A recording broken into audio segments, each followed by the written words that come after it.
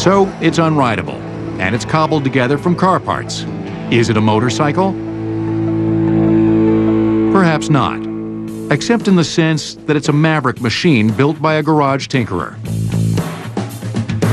This trait is something that runs through the history of motorcycling, from William Harley to Soichiro Honda.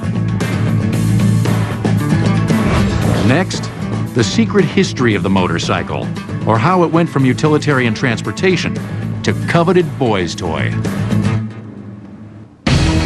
In 1971, Eddie Paul set a record for riding a motorcycle with no hands.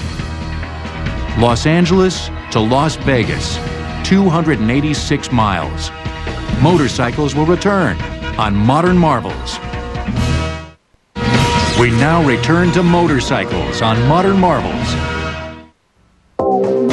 Among more than 100 exotic, eccentric, and historic machines at the Guggenheim Museum's recent motorcycle exhibit was this spindly two-wheeler, dating from 1868. When I was researching the art of the motorcycle, it was important to me that I found the first motorcycle. Michaud, a bicycle maker, Perot, an engineer, and they designed and patented the very first motorcycle. It still exists, we found it, and we put it in the exhibition. Like all motorcycles, it's a time machine, taking us back to 1860s France.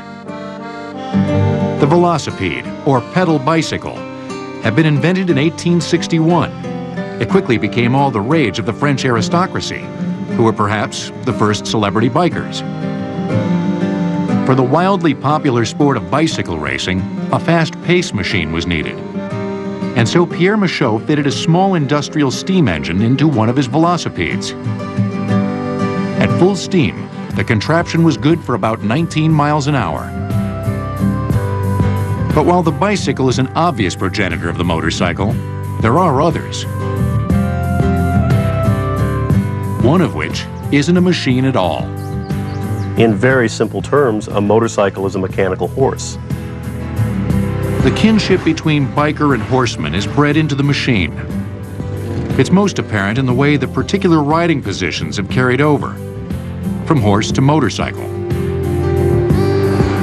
Americans have Western saddles. They stick their feet forward, and they don't use their feet very much for commands. In Europe, it's completely different. You ride your horses in what's called an English saddle, and so you're very much upright and with your heels underneath you because you use the feet a lot more to command the horse. On an American cruiser, the rider is feet forward in a classic cowboy slouch. The European or Japanese sport bike rider is in a racing tuck, like a jockey. Geography also had a hand in the design of motorcycles. For the twisting lanes of Europe, there was a premium on lightweight and sure handling. But the broad landscapes of America fathered the Harley-Davidson and the Indian Chief, highway cruisers with large displacement, low-revving engines. I've tried to explain that a few times to English friends of mine. They say, you know, why are Harleys the way they are? Why aren't they sportier? American bikes were really built to take people across big open spaces without causing too much trouble. The English built very sporting, smaller, lighter bikes that were fun on the roads of England. By the turn of the 20th century in America, the machine with a bicycle lineage and cowboy attitude was the hottest thing on the road. Or what passed for the road. There were cart tracks, horse tracks, goat paths, and a motorcycle traversed those roads, quote unquote, better than any four-wheel car. A motorcycle was also more powerful because it had less weight to carry. And there were big contracts for police, postal carriers, linemen. They all used motorcycles because they could get to where they needed to go. Cars got stuck. Cars were more unreliable, mainly because they had 4 times as many parts as the average motorcycle. America's first production motorcycle came out in 1902. The so-called Camelback Indian, co-invented by Oscar Hedstrom, went places no other vehicle could. There was 600 of them.